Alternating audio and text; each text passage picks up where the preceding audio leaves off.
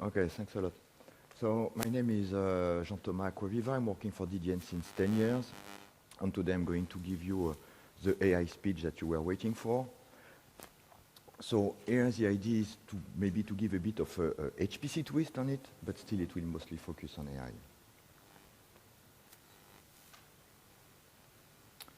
Okay.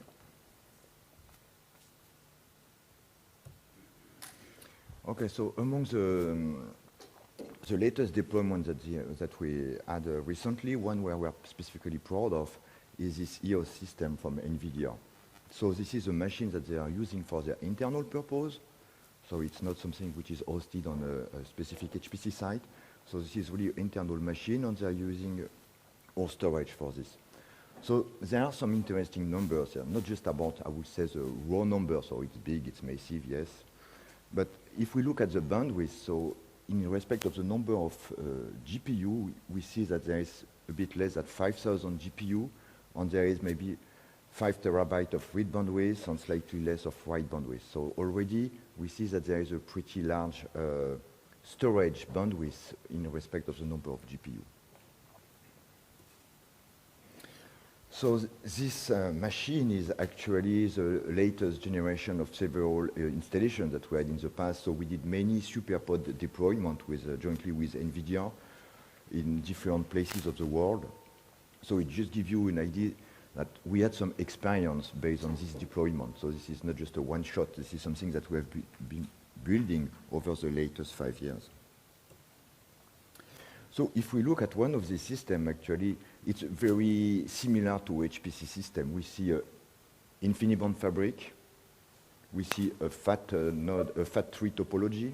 So it's very familiar for us. We see a parallel file system, Lustre or Exascaler in the case of this EOS machine. And the only, I would say, differentiator is that it's a fat node. So it's not a sea of small blade with a couple of sockets into it.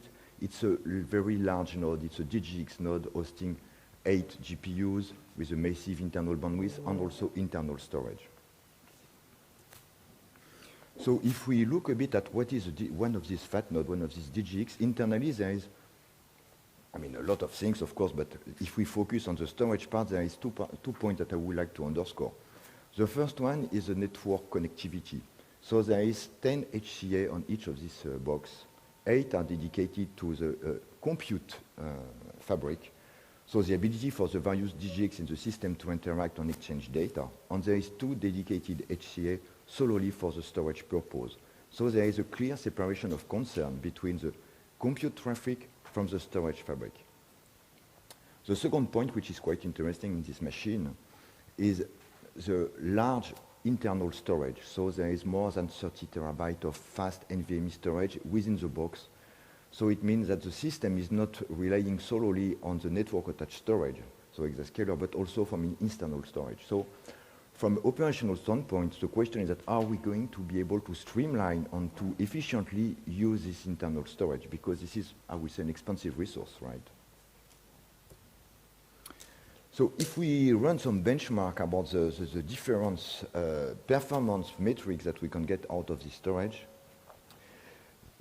we have 2 different profiles. So in terms of bandwidth, so if we are using a bandwidth-driven workload, this is the top chart. So the blue one, it's basically we have a much better bandwidth when we go through the network. So it may look a bit counterintuitive, but actually going through the fabric is delivering more data per second than going to the internal storage. So the internal storage is the orange line. So there is some physics underneath. It's just the number of PCI lanes which are devoted to the HCA, to the network for the storage within the box, versus the number of PCI lanes which are dedicated to the internal storage. Of course, you need to have I would say, a good enough storage on the other side of the network in order to deliver the right level of bandwidth. Now, if we run a latency-driven workload, if we just monitor the number of IOPS that we can get out of the storage, we get the flip-flop. So the opposite view is that, again, the blue is a network-attached storage, and the orange is the internal storage, and we see that we have a much higher number of IOPS out of this local storage. So clearly, this architecture is kind of dual architecture, so depending on your workload, you will take advantage of one of the storage or the other one. Now, in terms of system and operation, how do you merge both of these in order to take benefit of this architecture? So there is a specific feature that we have developed on the top of Lustre at DDN, which is called the hot node. And this is the ability to have a unified namespace for both the network-attached storage and the internal drive. So Lustre is seeing the remote internal drive as part of the file system. So it streamlines the data movement across the internal and external storage. So this is not changing the bandwidth, it's not changing the latency, it's not changing the performance number, it's just changing the efficiency of the system because the data movement is much easier to perform and to track. So there is one of these examples. So on the top chart, you see what's going on when you do a training without using the local storage. So we start to do like a massive data movement over the fabric. So this is on the top chart, this is a purple part with net written into it. So there is a big traffic going through the network. Fortunately, it's overlapped by part of the GPU activity. And then there is a next training phase, and we need to fetch again a set of data. While if we are able to leverage the existence of the local storage, this is the bottom part of the graph, there is a lot of activity during the first epoch, and then the second epoch will not solicitate at all the network. Everything will be served through the NVMe. So it means that for the specific, I would say, performance of this single DGX, you may not observe that many difference. However, in terms of network traffic, which means basically in terms of interferences, for the other members of the cluster, there is clearly a critical difference. The bottom part is zero interference with the other, so there is not a noisy neighbor problem. So again, this is not a performance thing, it's an efficiency features. So there is one example here where we run the training in single DGX, and then as many, if we perform distributed learning, so we inject more and more boxes in the learning, we see that basically the override or waiting for data is increasing. And of course, what we want is to have this data weight as low as possible because we want to maximize the value of our GPU. So this is why this network, this internal storage is so important. So now this is just a graph to introduce the variety of the storage or data movement in an AI pipeline. So the gray box at the bottom and at the end part of the pipelines are just pre and post processing, what we used to call in HPC. But so for the AI people, basically preparing the data and curating the data is actually quite a lot of work. It's difficult to quantify it precisely, but it's an important part of the data process. And at the end, of course, distributing the results of the model, it's also quite complicated. But if we focus at what's going on really on the data center and the very strict sense of it, we need to load the data, okay? We need to load the module because these LLMs are quite large. We need to train, but also we need to perform a lot of checkpointing.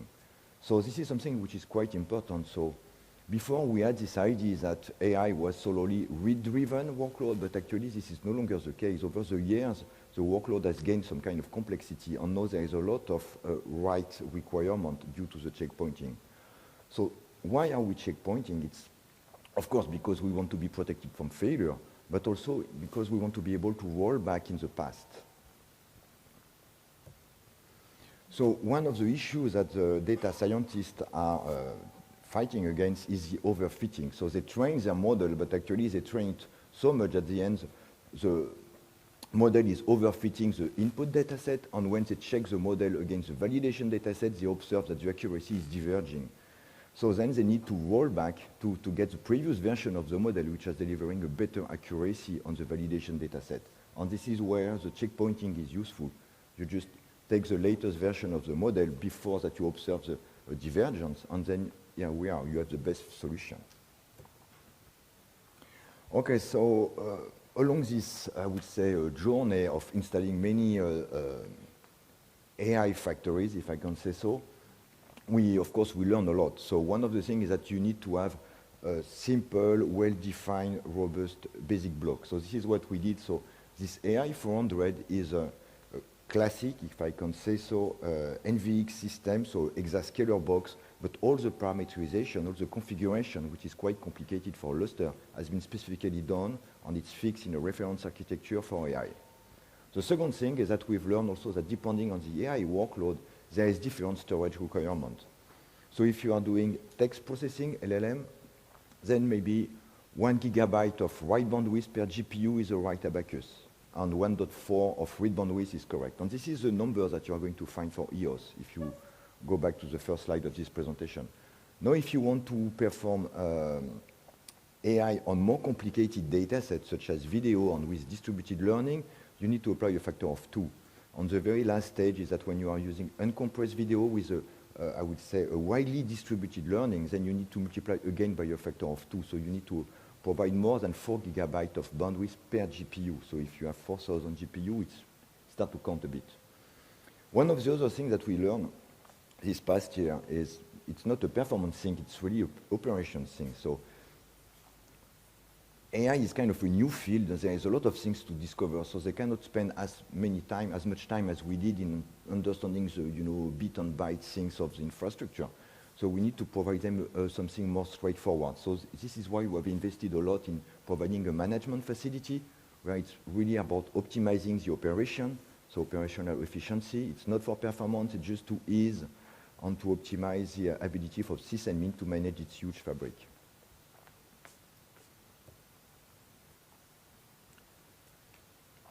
So not just one point about this idea that it's not only a read-driven bandwidth. So this paper is coming from Oak Ridge. It was published at Mascot 2 years ago. And they run a lot of ML workload in their system, and they monitor basically the storage, and they try to categorize it. And they observed that it was basically a 50-50 between read and write. So it's just to illustrate that actually the diversity of AI is increasing, and now we are back to something that we are more familiar with in HPC. It's a complicated workload with, I would say, a distributed footprint in terms of requirement. Okay, so the basic block with different flavor, if you want capacity, if you want speed. So the turbo version is something that we have announced recently, so more powerful CPU, a bit of software optimization. So we're able to go over the 100 gigabytes threshold per box in 2U, so it's pretty good.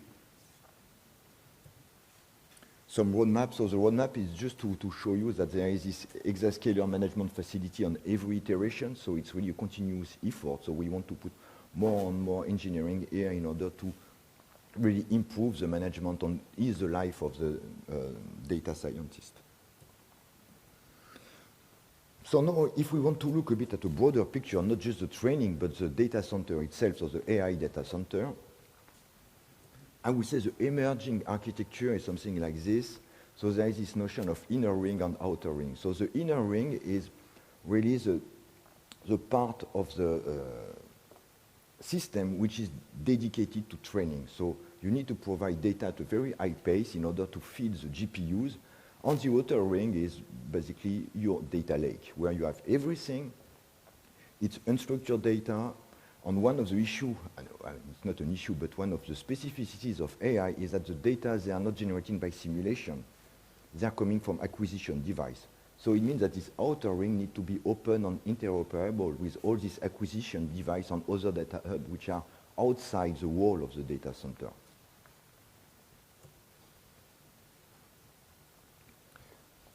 So we end up with this kind of complicated pipeline where from the acquisition up to the training, there is a lot of services, data transformation. You need to apply some governance. You need to assess the tenancy on it because not everybody has the same right, not everybody has the same resources.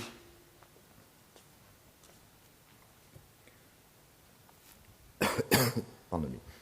And at the end, this inner and outer ring, we thought thoroughly about it. So are we able to manage it only with exascalar? And the answer is maybe not. These are two different processes. One is more oriented toward services. The other one is more oriented toward performance. And maybe it makes sense to have a specific solution devoted to each of these parts. One for the inner, one for the outer ring. And this is why we introduced this Infinia product.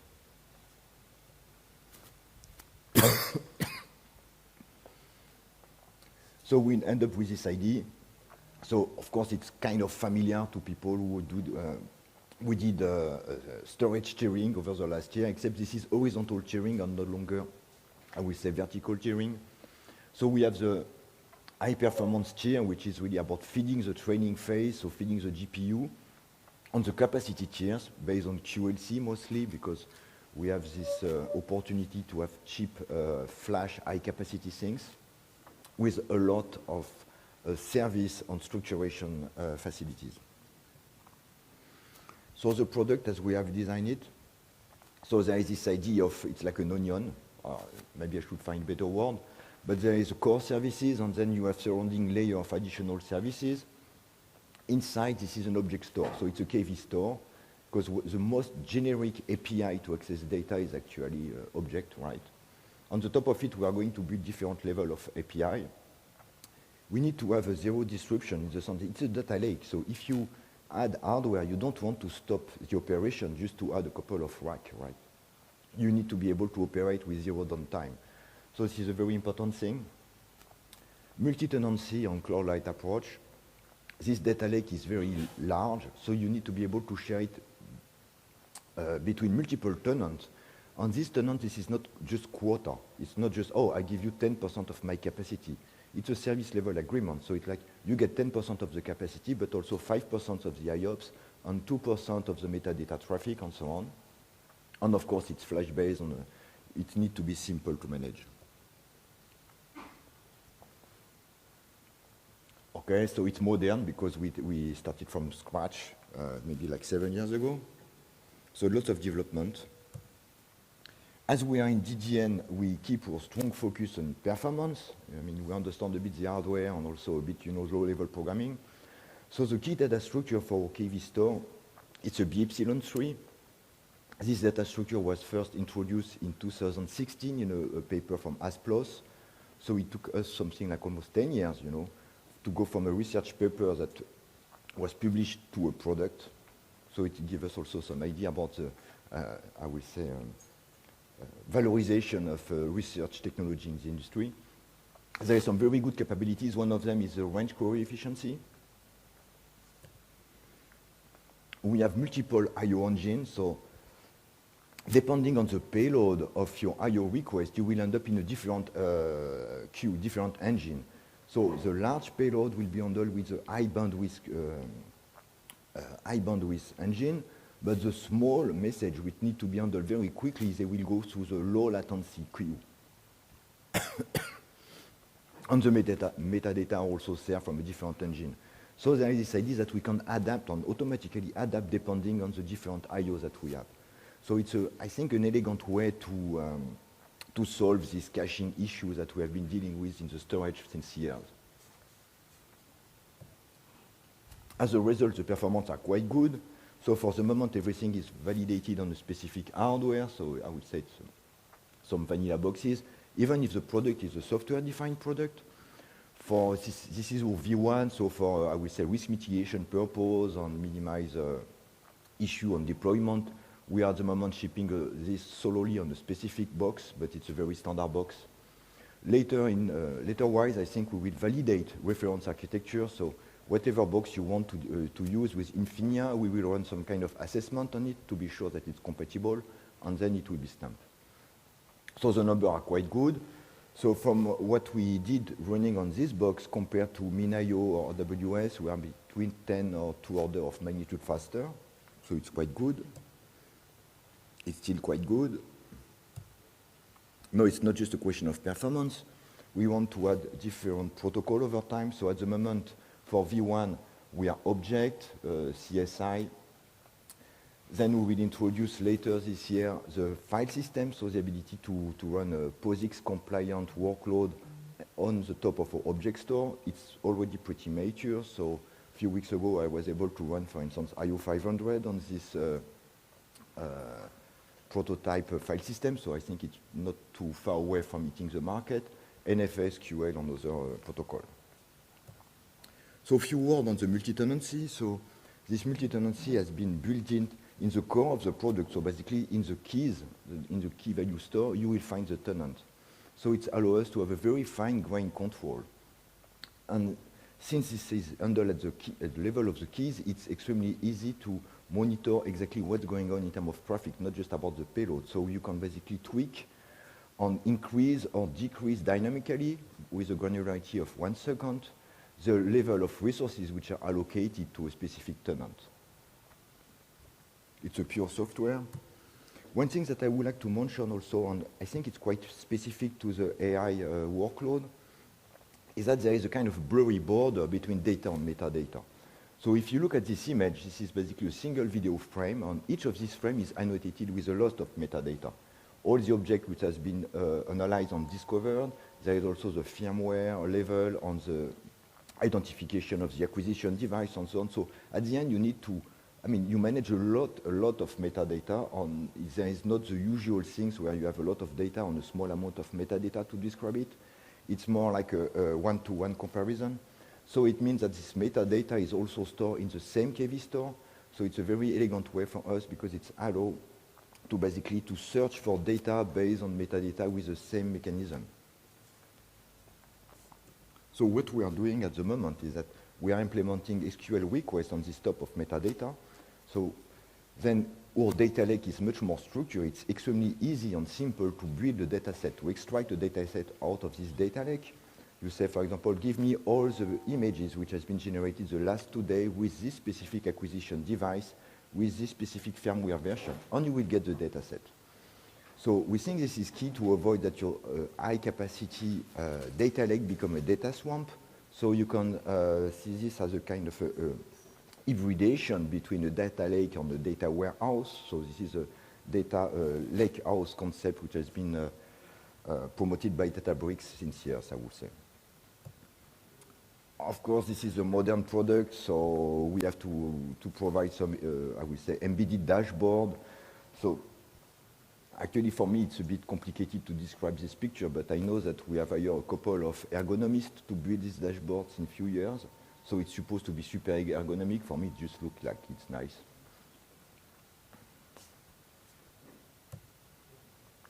So at the end, what is the product itself at today? So it comes by batch of 6 servers. These servers are fairly straightforward, simple. 6 because this is the minimal number that we need in order to provide software resiliency with erasure coding and so on. We have this sub-millisecond latency, so this point is quite important in the sense that the time to the first byte is below 1 millisecond. So if you plunge this into an InfiniBand network where basically you spend a lot of money to have a very fast network, it's important that the storage is able to have a response time which is matching the latency of the network. And there is all these nice features about the metadata management. Okay, so now it's containerized because it's modern, it's scalable. So what is important for this tenancy is that it's native, so it's not a layer that we put on the top of it. And it's open to cloud. And now this is the real challenge of my presentation. Oh